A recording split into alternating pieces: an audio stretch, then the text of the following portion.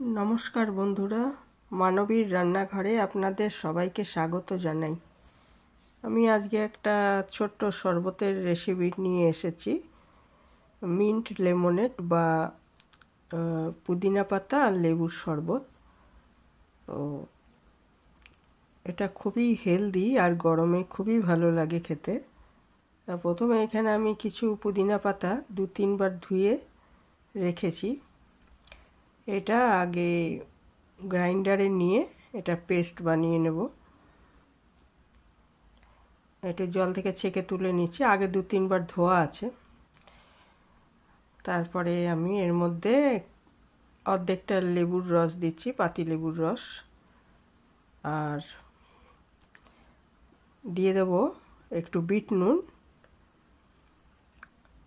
একটু জল দিয়ে পেস্ট করব, হাফ গ্লাস মতো, আর একটু বিট নুন দিয়ে দিলাম। আর দিয়েছি একটু মধু। তারপরে এটা পেস্ট করার পর এটা ইচ্ছে করলে আপনারা চিনি দিয়েও করতে পারেন। পরিমাণ মতো চিনি দিয়ে দেবেন। এই যে পেস্ট করে এটা আমি ছেঁকে নিচ্ছি ভালো করে। তারপরে এটা গ্লাসে পরিবেশন করে নেব। একদমই ছোট্ট এটা ছোট্ট ভিডিও।